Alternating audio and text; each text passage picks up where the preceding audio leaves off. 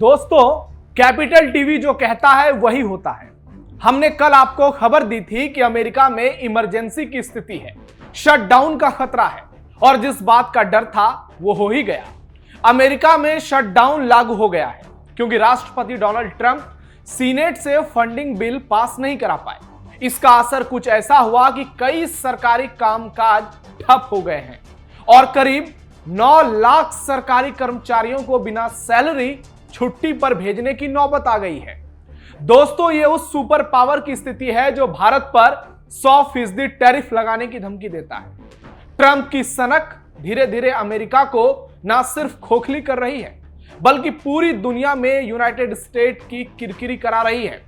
Donald Trump ने America को महान बनाने के नाम पर उसे अस्थिरता, भ्रम और इंटरनेशनल शर्मिंदगी के रास्ते पर धकेल दिया है। उनकी नीतियां सत्ता की सनक और अहंकार की मिसाल बन चुकी है।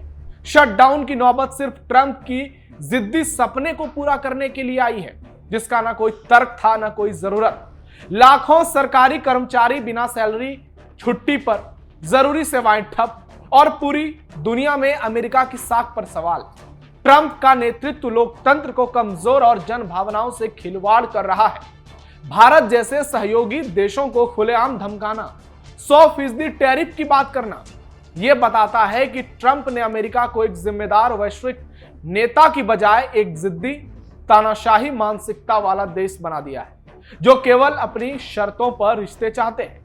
ट्रंप के फैसले यह साबित करते हैं कि जब किसी देश की सत्ता एक सनकी व्यक्ति के हाथों में होती है तो वो केवल देश ही नहीं, दुनिया को भी संकट में डाल देता है और ट्रंप उसके जीते जागते सबसे बड़े उदाहरण है। नमस्कार, कैपिटल टीवी के स्पेशल शो टर्निंग पॉइंट में आपका स्वागत है। मैं हूं नवेंदु शेखर झा। आज के टर्निंग पॉइंट में आपको बताएंगे दुनिया का सुपर पावर आज आपातकाल की स्थिति में क्यों पहुंच गया है और सनकी ट्रंप कैसे अपनी जिद के चलते अमेरिका को बर्बाद कर रहे हैं, अमेरिका को डुबा रहे हैं और पूरी दुनिया में सुपर पावर की बेइज्जती करा रहे हैं। वीडियो बहुत शानदार होगी, लास्ट तक जुड़े रहिएगा।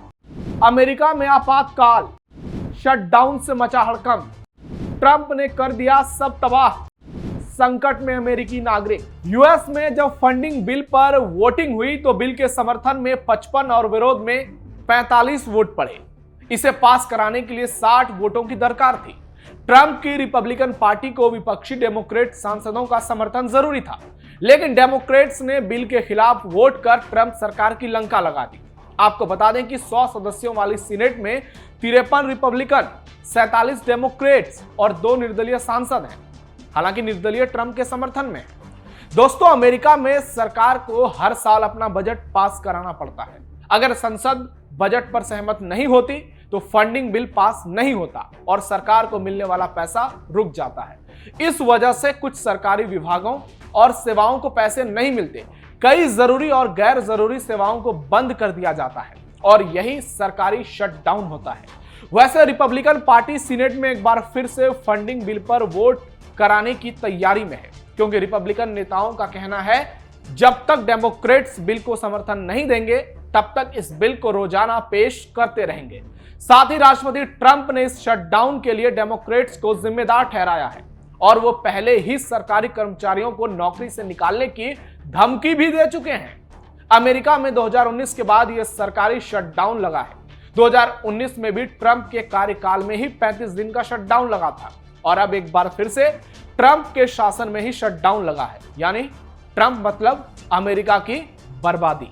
हेल्थ केयर प्रोग्राम पर भारी बवाल, शटडाउन से गदगद डोनाल्ड ट्रंप। अमेरिका के दोनों प्रमुख दल डेमोक्रेट और रिपब्लिकन में Obama health care subsidy programme को लेकर जबरदस्त ठन गई है। डेमोक्रेट चाहते हैं कि हेल्थ केयर स्वास्थ्य बीमा की सब्सिडी बढ़ाई जाए। रिपब्लिकन को डर है कि अगर सब्सिडी बढ़ाई गई तो सरकार को खर्च करने के लिए और पैसों की जरूरत पड़ेगी, जिससे बाकी सरकारी काम प्रभावित हो सकेंगे। शटडाउन रोकने के लिए राष्ट्रपति ट्रंप और डेमोक्रेटिक नेताओं ने सोमवार को व्हाइट हाउस में बैठक भी की थी, लेकिन इसका कोई नतीजा नहीं निकला। शटडाउन के दौरान ट्रंप प्रशासन office of management and budget के जरिए जरूरी और गैर जरूरी सेवाओं का फैसला कर सकता है। इससे वे डेमोक्रेट समर्थित प्रोग्राम जैसे शिक्षा, पर्यावरण, स्वास्थ्य सब्सिडी को गैर जरूरी कर सकते हैं, जबकि डिफेंस और इमिग्रेशन को जरूरी का दर्जा दे सकते हैं। ट्रंप ने खुद कहा है कि शटडाउन से कई अच्छी चीजें होंगी, मतलब एक और लोगों की नौकरी खतरे में है, लेकिन ट्रंप बाबा सिर्फ अपना फायदा देख रहे हैं। दोस्तों, शटडाउन के चलते बड़ी संख्या में लोगों को सरकारी नौकरी से निकाला जा सकता है। 2025 में पहले ही संघीय नौकरियों में भी 3 लाख की कटौती की जा चुकी है। यह ट्रंप की नीति का हिस्सा है।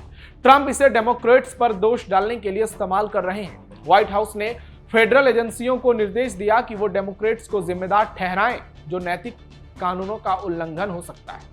हालांकि छोटे शटडाउन से ट्रंप को ज्यादा फायदा ही होगा, क्योंकि वो अपने एजेंडे को लेकर आगे बढ़ पाएंगे, लेकिन लंबा खींचने पर आर्थिक नुकसान से उनकी और अमेरिका दोनों की छवि खराब होगी। आपको यह भी बता दें कि अमेरिका का फिस्कल ईयर यानी खर्च का साल 1 अक्टूबर से शुरू होता है। यह एक तरह से सरकार का आर्थिक साल होता है, जिसमें वो अपना पैसा खर्च करने और बजट बनाने की योजना बनाती है। इस दौरान सरकार तय करती है कि कहां पैसा लगाना है, जैसे सेना, स्वास्थ्य या फिर शिक्षा में। अगर इस तारीख तक नया बजट पास नहीं होता तो सरकारी कामकाज ठप हो जाता है और इसे ही शटडाउन कहते हैं, जो अब अमेरिका में लागू है। शटडाउन से अमेरिका को भारी नुकसान। अमेरिका में सरकारी शटडाउन लगने के बाद अब सरकार के पास खर्च के लिए पैसे नहीं है। इससे सरकारी कर्मचारियों को मिलने वाली सैलरी से लेकर तमाम दूसरे खर्चे रुक जाएंगे। शटडाउन होने से अमेरिकी सरकार को अपने खर्चे में कटौती करनी होगी।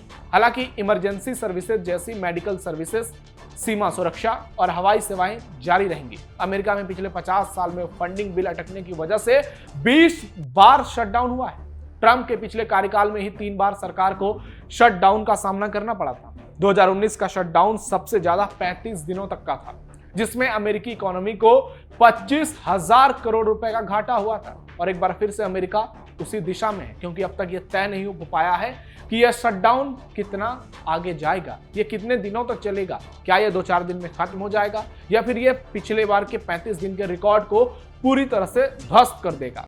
अमेरिका में कई बार हो चुका है शटडाउन। आपको पता है कि अमेरिका के साथ कनाडा का 9,000 किलोमीटर का करीब सीमा लगता है और 2013 में अमेरिका के साथ 9,000 किलोमीटर लंबी कनाडा सीमा की देखभाल करने वाला सिर्फ एक शख्स था। उस पर ही पूरे बॉर्डर इलाके की साफ सफाई की जिम्मेदारी थी। बाकी सारे कर्मचारियों को छुट्टी पर भेज दिया गया था। अमेरिका के 1.25 लाख सैनिक, ज्यादातर पहले और दूसरे विश्व युद्ध यानी जो दूसरे देशों में मारे गए, ये दुनिया भर के 24 कब्रिस्तानों में दफन है। इनमें से 20 यूरोप में है। इनकी देखभाल का खर्च अमेरिकी सरकार उठाती है। 2013 में शटडाउन होने पर ये सारे कब्रिस्तान बंद कर दिए गए थे। 2018 के शटडाउन में वेतन नहीं मिलने की वजह से कई कर्मचारी एयरपोर्ट पर काम करने नहीं जा रहे थे, जिस वजह से कई उड़ानें रद्द कर दी गई। 2018 के शटडाउन में FBI डायरेक्टर ने चेतावनी दी कि उनके पास पैसे खत्म हो चुके हैं, जिस वजह से उनके कामों में दिक्कत आई। और ये तब हुआ जब अमेरिका खुद को दुनिया का सुपर पावर बता रहा था। आप सोच सकते हैं कि जो देश दूसरे देश को टैरिफ की धमकी देता है, जो भारत को नीचा दिखाने की कोशिश करता है, जो आज के समय में भारत के खिलाफ पाकिस्तान का समर्थन लेता है, आप इससे अंदाजा लगा सकते हैं कि उस देश की सोच क्या है, उस देश की हालत क्या है। और ट्रंप आज कहां आ गए हैं ये बताने की कोई जरूरत नहीं है। यानी अमेरिका एक बार फिर से बर्बादी की राह पर चल पड़ा है और डोनाल्ड ट्रंप उसके सबसे बड़े जिम्मेदार हैं। तो आपको क्या लगता है? कमेंट बॉक्स में अपनी राय जरूर दीजिए। आप सावधान रहिए, अलर्ट रहिए और अपने आसपास पैनी नजर रखिए। आपको विजयादशमी की बहुत बहुत शुभकामनाएं। धन्यवाद।